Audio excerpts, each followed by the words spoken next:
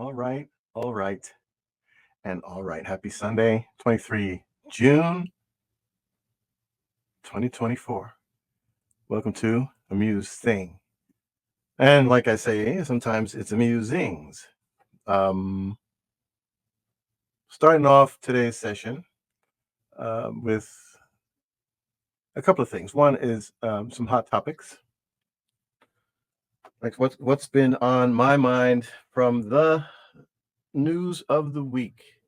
So Tom Hanks did this um, movie, and I don't remember the name of the movie. So if you're, I'm right now on Facebook, LinkedIn, and Instagram. My Facebook group is Lifestyle Leap. That's part of my persona, my personality. It's about taking leaps in life and doing things that get us one step closer to the thing we really want, or the things we really want or need the most. We want them. We sometimes dream about them. We make plans about them. We set about the course of getting to them, and very often I think more often than not, we fall short. And preamble wise, why is it okay to fall short of the goal? It's the short answer, simple answer is it is, and the reason is because we should be setting goals that are challenging, and they should require some amount of effort to get to. And if we're not, if we don't hit the goal, and maybe we get to go back and evaluate and find out what we were missing in the ingredients. Not enough effort, not enough resources, not enough time, not well planned, and some other constraint or constriction that will slow us down, right? So set the goal as high as you can jump. If you can jump 1 foot off the ground to a 1 foot high crate, and you can make it, then that's not a goal. That is just an exercise. Now, setting it a few inches higher than you can jump, that's a goal, because because you could miss it.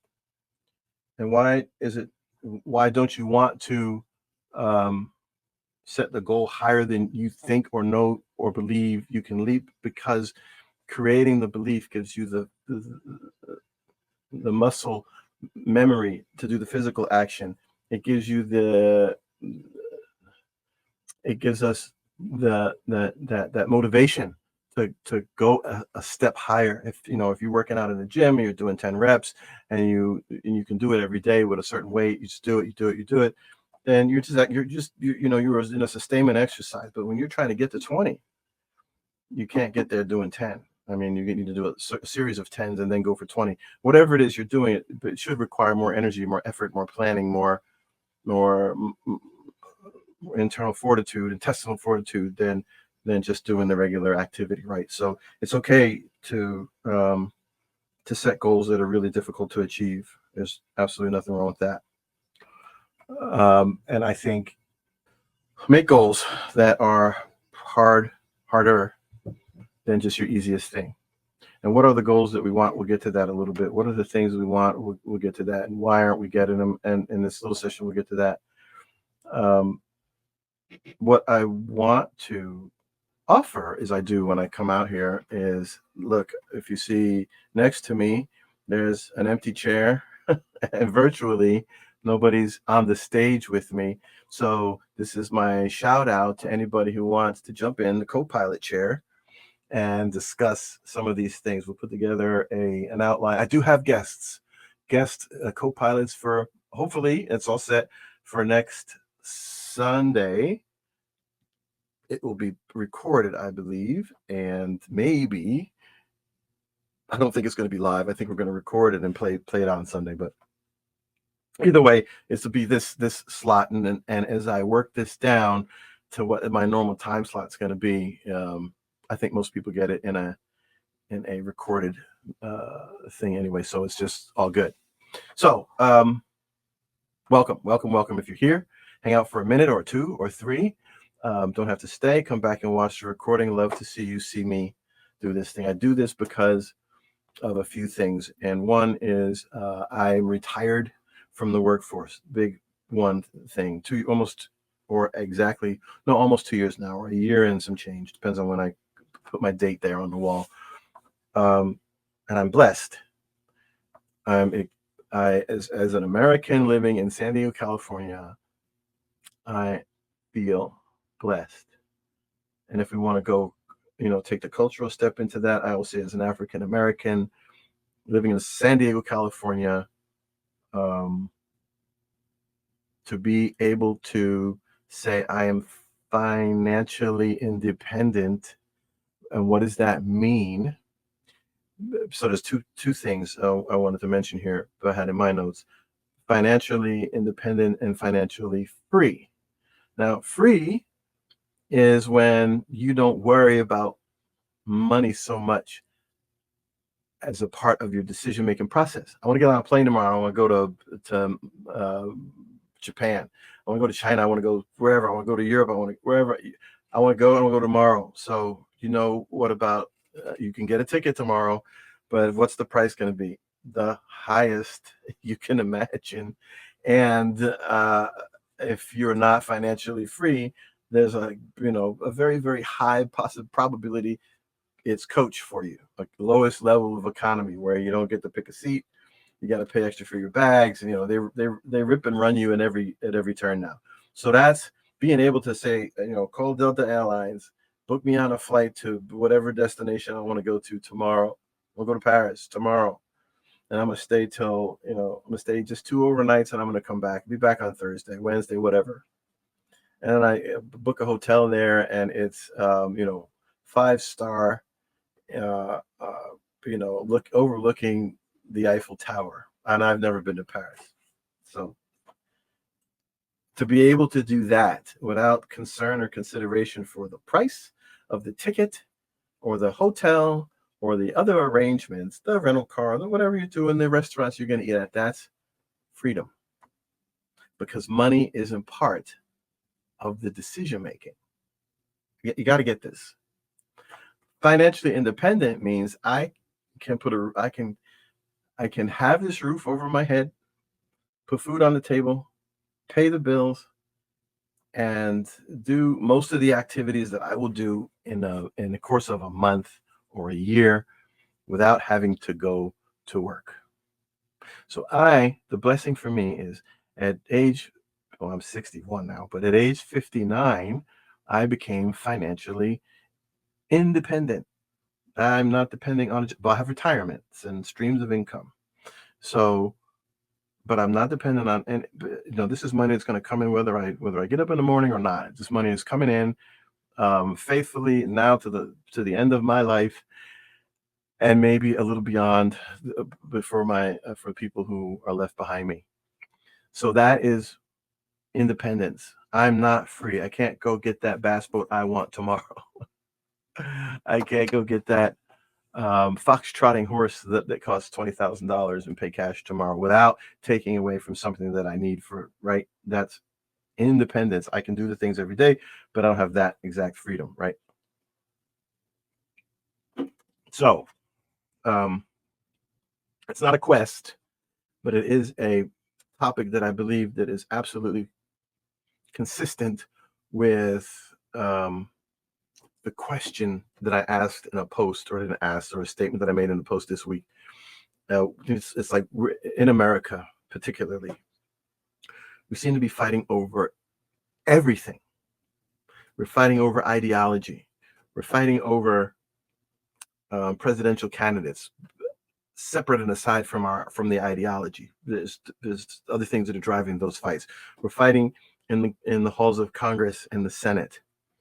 We're fighting in the highways as we drive angrily because something's got us mad. We're fighting culturally. We're fighting about who belongs and who doesn't. And I think 120 years ago that it might have been the case, but differently, right? So now the people who've been here a while and feel like I had to, bust my ass to get to where I am, and you shouldn't be able to come here and just get it. And I think that because somebody's putting that in our ear is making us more sensitive, and we are also being presented with the whys, why this is happening. Immigration is happening, education is happening. Um, my point for the week, and so if you're watching this live or on replay, I'm not going to apologize for using these dirty words: diversity, equity, inclusion. I worked in human resources the last 7 or 8 years of my life, as a, I don't like the patent, it's just a job, but I'm a director of human resource development, and that's, all about the human capital. And through the 40 years of my work life, whether we call it DEI or whatever name we put on it, I think it really is just fairness. I think that's really all it is, folks. I think it's just fairness.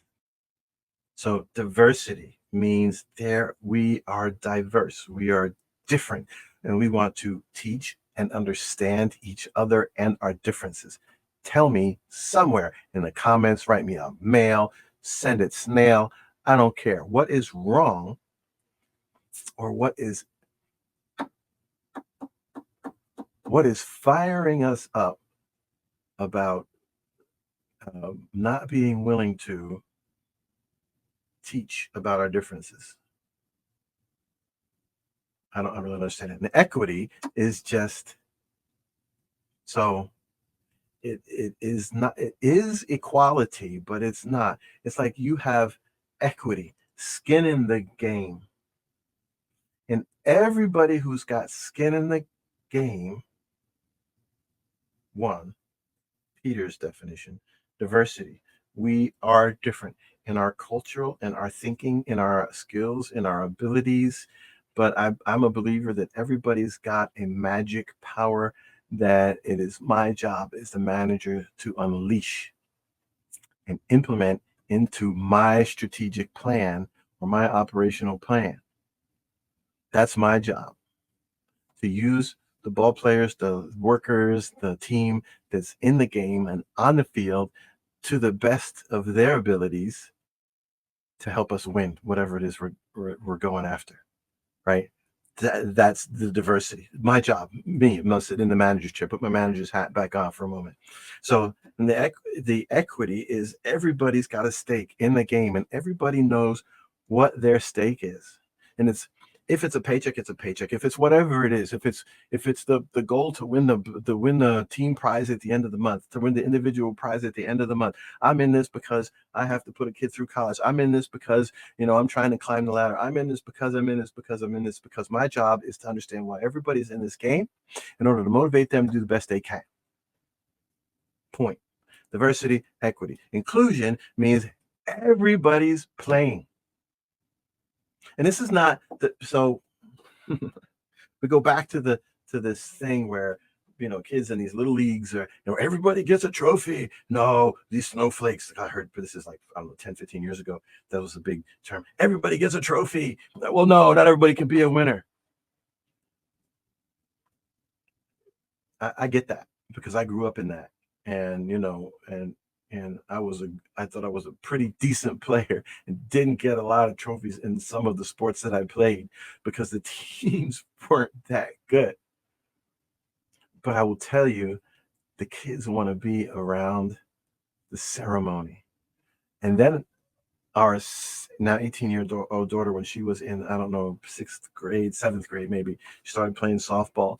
And at the end so I hadn't seen a softball team in America at play for 30 years prior to that. So I'm watching, at the end of the season, her first real game with the 12-year-olds, whatever. And then at the end of the season, first of all, the coach was like, take him to the batting cages, take him to batting practice, take him to fielding practice, rotate him around the field. And each girl played sort of a different position. Pitchers and catchers weren't always, but, girls, he moved them around the field and you could do that.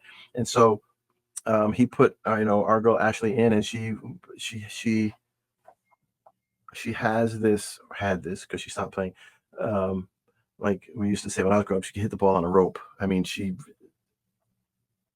had a good eye and a good swing, natural, and she wasn't scared of balls coming at her. So that was something to work for or on for him, so he could do that. And he did that. And at the end of the season one, they were undefeated. Were they the best team on in the league? They were the best team every day they played. I think because the coach was able to capture all their skills and put them in the right recipe and literally destroy all the other teams who had players who definitely had skills. They were actually, there was a lot of really good players in this league, but they won. Was she the highest batting average, highest this, highest that? No, she wasn't. But she was the girl who came and did everything the coach say do. And at the end, he gave her an award for most valuable something. It wasn't player, but there was something else, right? So anyway, that's inclusion. That's including the person who sits on the bench. She didn't sit on the bench. She started, but I mean, that's including all 12 players on the team. Everybody's included. No matter what their skill set was at the end, they all got a trophy. So now, if the fifth place team, did they get a trophy for fifth place? They were recognized for being part of the league. I think, there's something about recognition. People say men, babies cry for it. Men, women, adults die for it. There's a lot of people that's all they want out of the work world, out of the business world, recognition. They do it for the prize of being seen, and some people do it, for different reasons. But I do think that psychologically, neurologically, there is, when we capture it right, when each person on the team is acknowledged, even if their skill set lacks. I like to believe, now there are some lazy people, don't get me wrong, but as a manager, you have to deal with those. But I think that if we are recognizing and motivating and encouraging and teaching and mentoring, then for sure there is the high potential that their skill set and their abilities will grow. And I did not want to have, it's funny, I did not want to have a talk about, I swore almost I would never talk HR crap again, but I really think the human condition in the United States is linked to that. And there are a lot of unsatisfied people in the workforce we're hearing about. Some of the arguments, the hot topics, minimum wage and who should get and who's underpaid and whatever. And then there's the ideology that says minimum wage is just that. It's minimum wage. You're not expected to start off at minimum wage. It's like when you enter the workforce, you enter, let's just say, in minimum wage, $15, $12, depends on where you're at. And the idea is that you advance, you grow, you get better. And so you don't stay at minimum wage from age 18 to age 38. Sure, there can be things that knock you back and cause setbacks to where you go from, of $12, $15, $20, $22, $24, $26, $28, $30, and then layoff, setback, medical, company goes out of business, and you're bounced all the way back because nobody knows you, and you're starting back off at some lower level. And some people take a while to recover. Maybe they're getting back in at 16, and maybe their egos, because we have egos. See, I'm not taking a job for $18. I just left a job at $35. I'm not going to do it. But the only way to get back on the track, if that's the track that you're on, is to go back, get in where you fit in, work it out until you're back up to where you were. And that's goal setting too. I mean, you can say, okay, I'm going to take a job that has potential. I don't like the starting pay, but I gotta feed the landlord or the bank or whoever. And so I'll take it. And maybe you got two jobs. I did this. I had, I left the military and I had no job. Then I got a job very short after, like a days after, but that job wasn't paying what I needed to maintain a lifestyle. But I also said to myself, the words that we say to ourselves matter. I said, in a year, I will double this. Before I knew what an affirmation was, I realized that's what I was doing. I was affirming, but my direction was set. Whatever happens in a year, I'm going to double this. In a year, I doubled it.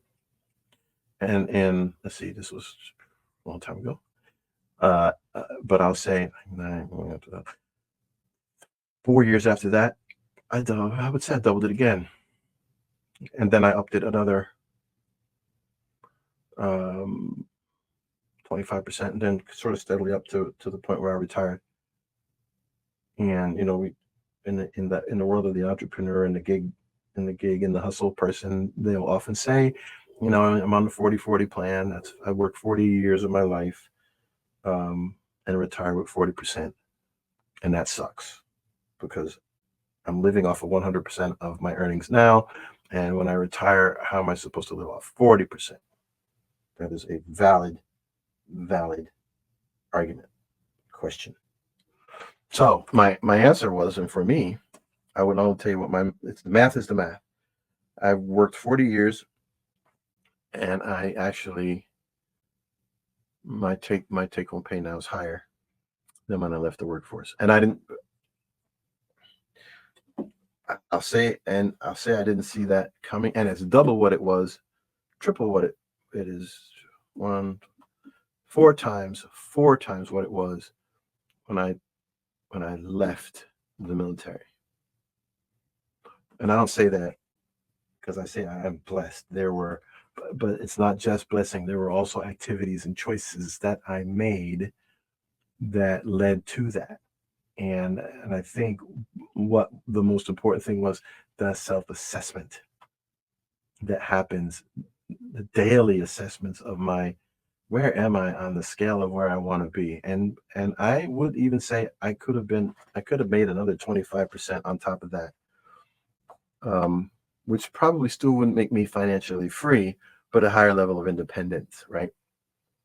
But I would say the single most impactful reason that I didn't have more than I have when I stopped was that I didn't go back and reset the initial goal. I was doing factors of 2, right? That was my thing, 2 times, double. So I would instead of saying 10 from the onset, I'm going to get 10 times what I'm making now and then, because that would have put me on that permanent path working towards 10 times. And that would have made some very other different decisions, probably some leaps that were very, very difficult to make. But here's what was missing: exposure to a mentor who was living in that space 10 times. An understanding of the use and the manipulation of resources, whether it's education, because there's plenty of people who don't have a lot of education, who are absolutely financially free. And it's not just about the hustle. They studied the one thing that appealed to them, and then they made that other thing happen. Okay, so that's a little bit more than I wanted to go into that, but I thought, I do this a little bit. It's for me as it is for you, and it's impromptu. Again, looking for co-pilots to come in here and get me on what you're on and talk about what I want to talk about, what we decide we want to talk about together. So I'm really looking forward. And I'm not gonna reveal my first co-pilots, because something could go and everybody would be, oh man, we're coming out to see that. But I will in time. I think maybe in the middle of next week, I'll do that. I do have some things. I'm going on a trip to Santa Barbara to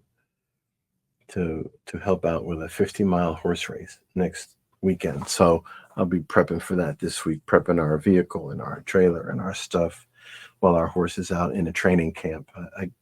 The picture's not there for me to put up right now, but maybe I'll splice it in at the recording. So back to hot topics. I'm almost done. I'm trying to keep my things at 35 minutes or so. I know most people's attention span goes about 15 minutes or less. It depends on what's going on. There's no music here, but I'll say we are sometimes amusing.